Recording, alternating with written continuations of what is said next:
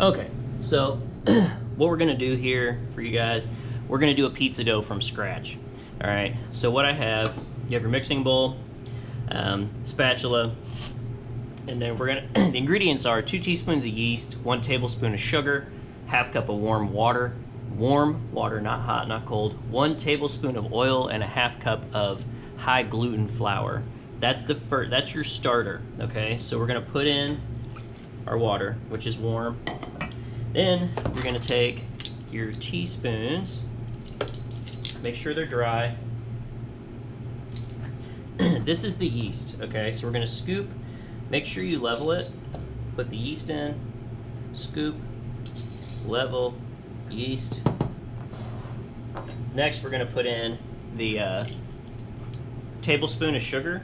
So I got my tablespoon, like I said, level.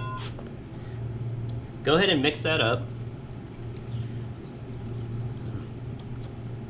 You want to break up all the clumps and make sure that sugar starts to dissolve.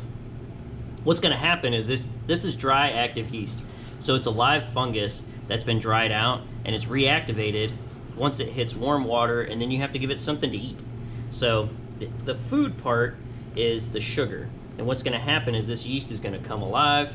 It's going to start eating that sugar and making gas, like fermenting, and it's going to make a carbon dioxide. And this is the same process they use for beer, wine, and all yeast leavened breads. All right. So once it still looks clumpy, but it's okay.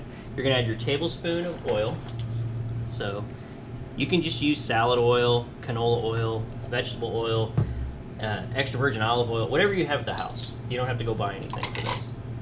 And then add your half cup of flour, 1/2. Okay, go ahead and get that in there. And what you guys are making here is called a starter.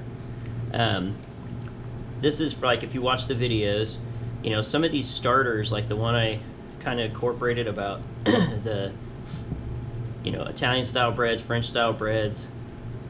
You want to get this going, and the starter just ensures that your yeast is activated and working. So you want to mix this up, break up any clumps.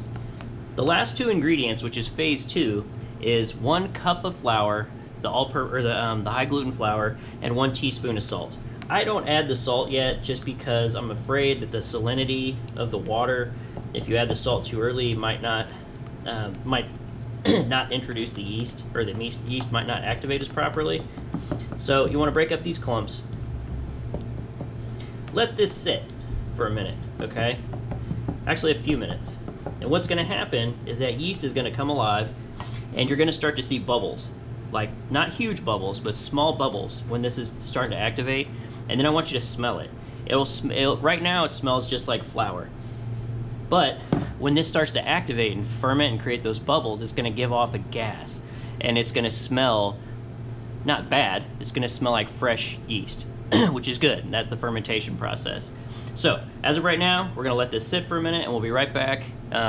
So let this sit, I would say if you're at home, just let it sit for 10 minutes, or between 5 and 10 minutes until you see those bubbles.